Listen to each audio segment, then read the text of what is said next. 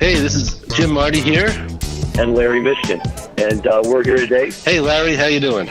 I'm doing just fine, Jim. How are you, actually? Last time we talked, you were getting ready to walk your way into a Phil Lesh concert over at everybody's favorite venue, Red Rocks. Oh, what a great show. Was it? You told me it was great. Yeah, what a great show. I love that guy. I can go see him all day long. Yeah.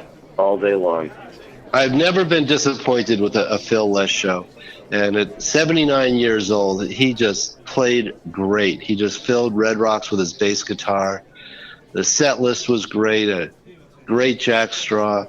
And they did a Comes the Time, which I hadn't really seen performed live in a very long time. In fact, I turned to my son and his girlfriend who were next to me. I said, the last time I saw this song played live, Jerry Garcia was singing, and he was standing right over there.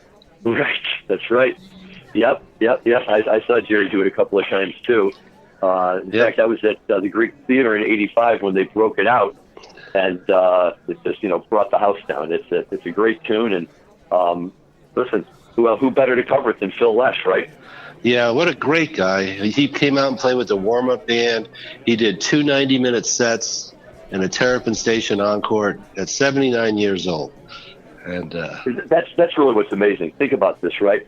I mean, my dad is only a few years older than that, and I couldn't imagine my dad playing rock and roll at all, let alone for, 4 hours at a time. Yeah, I was joking to the people next to me. One of the younger musicians from the String Dusters, I believe, was who who sat in and filled in the rest of the band, went up to Phil, and they were kind of talking about what song they were going to play next, and I kind of ad-libbed to my group. I said, what are we going to play next, Mr. Lesh? And we're going to play whatever the fuck I want to play at 79 years old.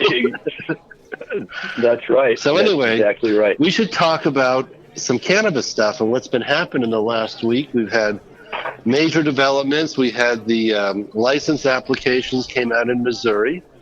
And we'll talk about that maybe next week once I have my head around it a little more. And then we had some big developments in Illinois this week that maybe Larry can fill us in on. Well, Jim, I have to tell you, it's like welcome to the big leagues here in Illinois, and we couldn't be more excited after lots of talk and lots of speculation and rumors of every kind you can imagine. Last Friday, we learned that the Illinois House had approved the adult use cannabis bill that was pushed and proposed by new Governor Jay Pritzker. And I was actually out in Boston at the time visiting my son when I got word, and my phone started ringing off the hook, and I was getting more texts than I knew what to do with. And I said to my wife, we better enjoy this weekend because I might not have another one off in a long time. This is just great, though, and what I like about it is it sounds like it's a very reasonable bill in terms of how it's going to work. It has good personal limits for both in-state and out-of-state in terms of what you can purchase at a time.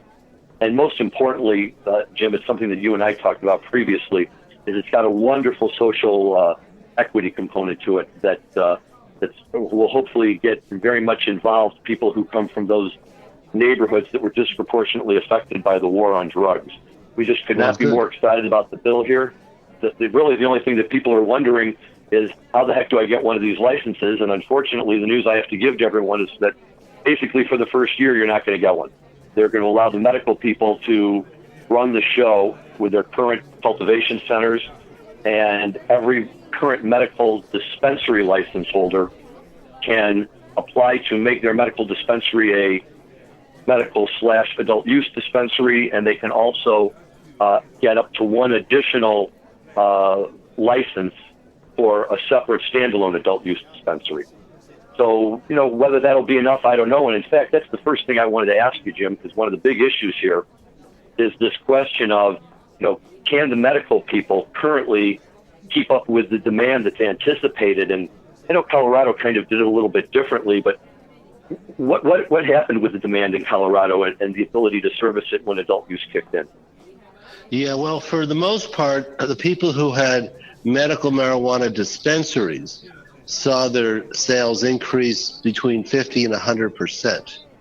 So the cultivation people really had to step up their game and get product to market so it could be sold. When does the adult use program open up in Illinois? When will the first legal adult use cannabis be sold?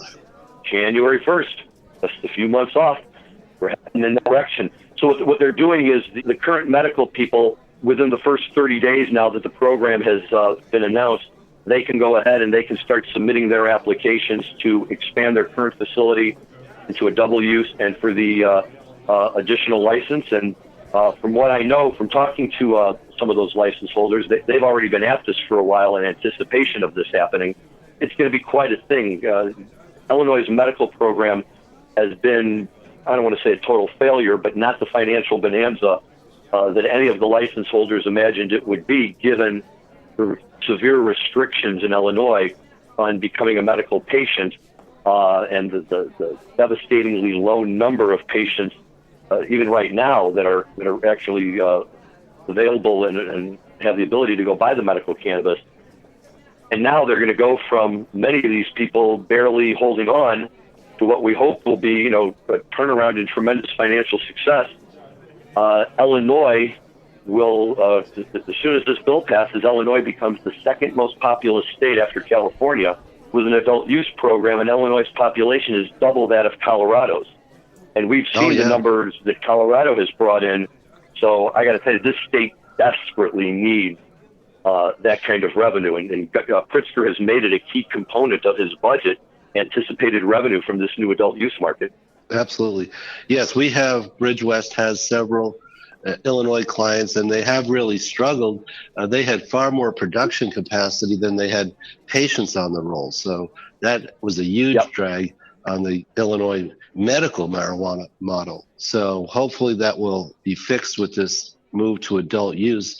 Yeah, the suggestion I would have is to see if they'll allow the cultivators to start a harvest, 60 to 90 days before January 1st, so that they will have enough product on hand come January 1st of 2020. Well, I think that's going to be the biggest issue for, I'm sorry, you go ahead. No, you go. Yeah, what's going to be interesting here is, and in fact, somebody asked me this question the other day. Well, gee, as an adult use, why the heck should I, why do I need my medical marijuana card anymore? I said, well, starting with the assumption that you really did need it in the first place, or however you want to address that situation. But you could speak to this very well, and I've seen it firsthand myself. If you're going into a Colorado dispensary to make a purchase, if you're a patient in the program in Colorado, the price is significantly less. Isn't that correct? Yes, slightly better pricing, but a very significant difference in the taxes that you pay. Medical cannabis in Colorado is subject to our regular over-the-counter sales tax you would pay for any other item like a bottle of liquor, 6 to 7 to 8%, depending on how much the local tax is on top of the state tax. So that's the only tax on medical marijuana. On adult use, there's a 15% excise tax when the pounds are transferred from the cultivation to the retail. So if you're retail only, there's a 15% excise tax. Because we have slightly overproduction here in Colorado and falling prices, that excise tax has been pushed back onto the producer. So if a producer has his costs down to, $300 or $400 a pound, he's got to add another $150 onto each pound for the excise tax. So if you're producing for $450, your true cost when you pay the excise tax is $600 for that pound.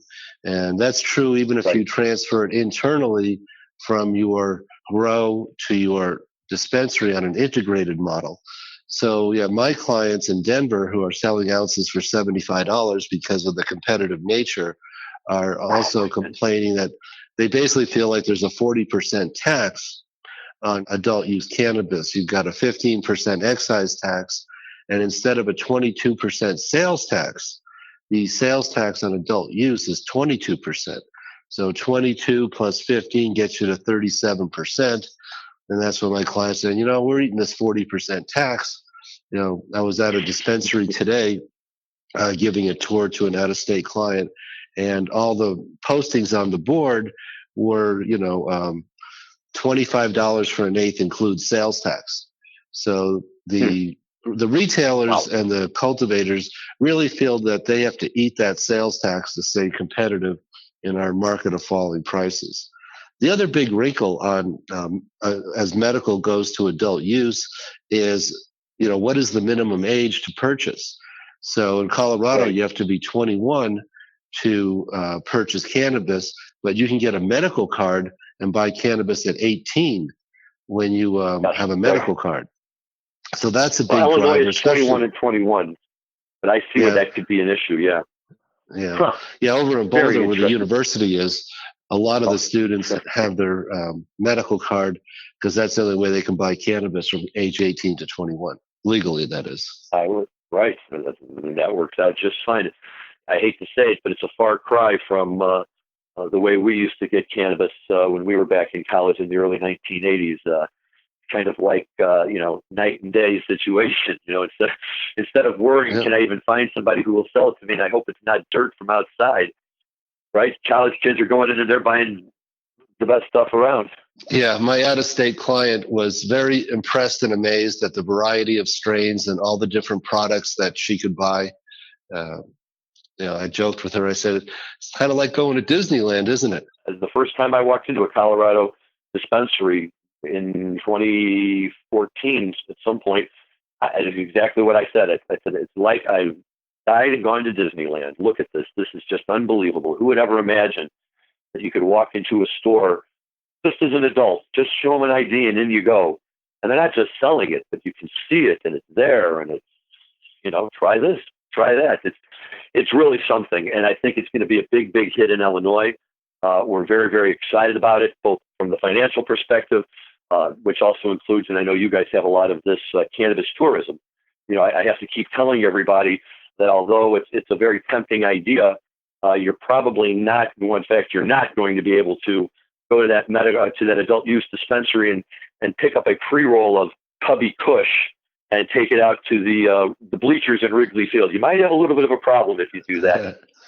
Yeah, we don't have any public consumption, and I don't kind of running out of our allotted time slot here, but we have a very pro cannabis governor right now, Jared Polis, and somebody was explaining to me all the bills that he is signing into law this month that'll take effect July 1st. So we're going to have publicly traded companies can buy Colorado cannabis companies. It looks like we're going to get on-site consumption. And then there was several other just sort of technical correction bills, but those were the big ones. And I said to this politician who was telling me about this, I said, were there any marijuana bills that came to the legislature this session, which ended in May, that the governor didn't sign, that didn't make it? And he thought for a minute, he goes, no, actually, all the cannabis bills that came through the legislature looks like they're going to be signed and passed into law. So, another big one is University of Colorado Pueblo is going to open a true research and development center that's going to be funded by the state government. So Colorado is continuing to emerge as a leader in the business side of cannabis and also the scientific study of cannabis. And very glad to see Colorado doing that. No, that's great stuff. And I'm going to want to follow up with you perhaps in a future episode and talk more about this on-site consumption and, public consumption, because I'll tell you, nothing has even happened here yet other than the announcement. I've already had 3 clients call me. They want to open up a smoking lounge. Well, you can't do that under the Illinois law just yet, but people are looking that far down the road and see that coming, and that could change the way we go out and recreate. Yeah, whenever we talk about on-site consumption, well, of course, public safety, driving's an issue, but not with Uber and Lyft. There's no reason to drive if you're impaired on any substance. But people point out to me that I believe I have the number correct, that 40% of alcohol sales are on-site consumption in bars and restaurants and sporting events. So it's a huge new potential business opportunity to have this on-site consumption. I think it'll be great. It'll be, to be able to go and do it anywhere, that you could otherwise, congregate and recreate and relax. And, listen, I'm hoping that it's going to happen soon enough for me to be able to go out and really enjoy it. Yep. So as we come to the end of our show here, Larry, ask me about the next show I'm going to go to at Red Rocks. Well, I was just about to do that, Jim, because I have a suspicion that I know where you're going. So please tell us. Well, for many years, the last weekend of June, we get three widespread panic shows at Red Rocks: Friday, Saturday, and Sunday. And the Sunday is kind of a get out of town. It starts at 5 or 6 p.m. This year it's 6 p.m. So they do their usual 3-hour show, and you're out of there by 9:30, 10 o'clock. So it's not the get home after midnight that most Red Rock shows are. I mean, Phil played till like almost 11:30 last week p.m. So Panic will be done about 9:30 or 10. And I really enjoyed the Sunday. They call it the matinee because most of the show is in broad daylight. And we have some pictures, I think, that'll get posted up with the show I did last week from Red Rocks, showing how pretty and how wonderful it is to see a band in broad daylight at Red Rocks in the late afternoon, early evening. No, it's my time spent out at Red Rocks was magical and beautiful and a lifetime's worth of memories. It's the type of venue that really turns any show into a special show just because of where you are and the surroundings. But I will tell you this. I know that we primarily like to talk about the dead and fish, and that's all good and dandy. But widespread panic, and there's going to be a lot of people who will sit up and say, not me, and I know that's true. But widespread panic, at least for, I would say, people of my generation, is probably one of the better kept secrets of the music world. And, that not as many of my friends, it seems, are as excited or as on board to go see widespread as they would be some of these other bands. But I happened to see widespread panic for the first time, probably about 5 years ago, down at Jazz Fest in New Orleans, and was blown away. Said, why haven't I been going to see these guys?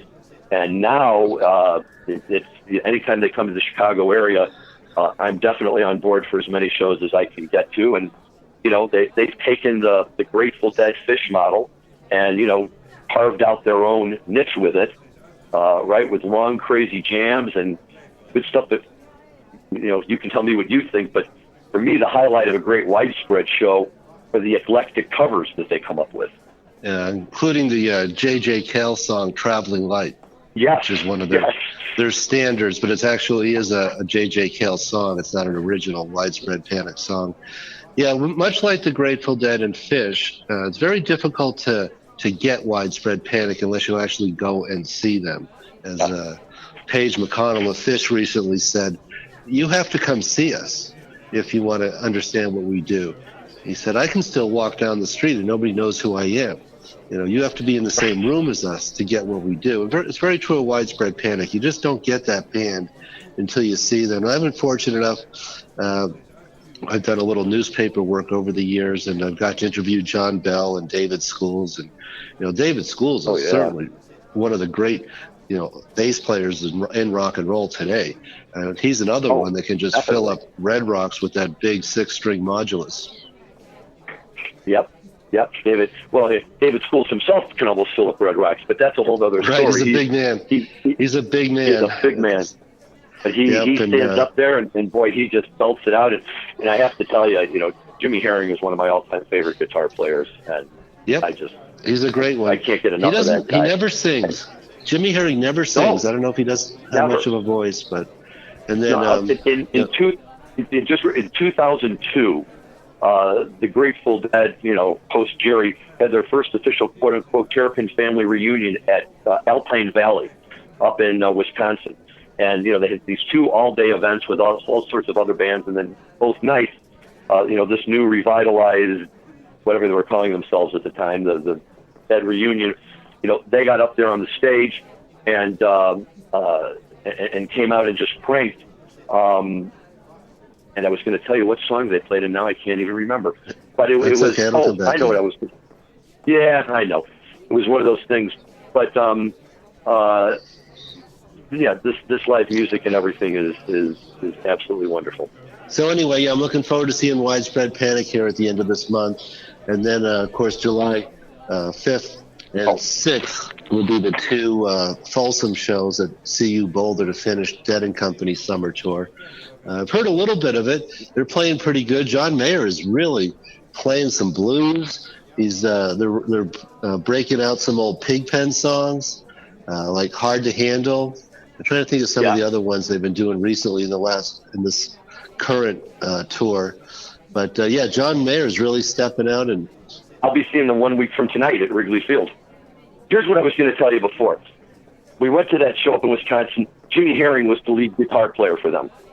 And I thought that at the end of the 2 nights that I saw them, that he stole the show from all of them. You know, they had him up on stage with all these other guys and Bobby, and it was great to see them all. And I couldn't take my eyes off of Jimmy Herring all night. Just standing there. Other than the fact that he didn't sing, it was just like Jerry. Right. Well, and just to bring some of the other people who aren't as familiar with Widespread Panic, the reason Jimmy Herring is in the band is one of their founding members and lead guitarist, Michael Hauser, died at a very young age of cancer. He died in 2002. I don't even know if he was 50 years old yet. And so it left a huge void. It could have brought that band to its knees and had them fold up their tent. But they persevered on. And after a few different tries with lead guitar players, Jimmy Herring has been part of the band now for probably a good 10 years. Yeah, yep. And like I say, it just adds a whole nother dimension to them. And, you know, I'm already envious of you because as much as I'd love to see him, I can't get out to Colorado that weekend. But keep the musical theme in Red Rocks going. I will be at Red Rocks at the end of July to see Tedeschi Trucks. Excellent. I'll look forward to seeing that with you. So, well, this is great, man. I love this stuff and hope you have a great time at those shows and lots of good stuff going on. I'm off to New Orleans on Monday for the big MJBizz conference down there, which they're doing. One thing that's really interesting this year, they're doing a simultaneous, almost the same size event in the same convention center for hemp. So hemp and CBD sweeping the country. Yeah. It's a craze. You know, you see it everywhere. I just came back from Missouri, which we'll talk about on the next show. But driving around Missouri, we saw these really large CBD stores. Yep. They got it going on down there, too. It's a whole new world, buddy. All right, well, I think we're at the end of our time slot, so we'll go ahead and sign off for the Deadhead Cannabis Show. Very good. Thank you, Jim. Larry Mishkin here with my good friend Jim Marty, and we will look forward to talking to you guys again next week. Over and out.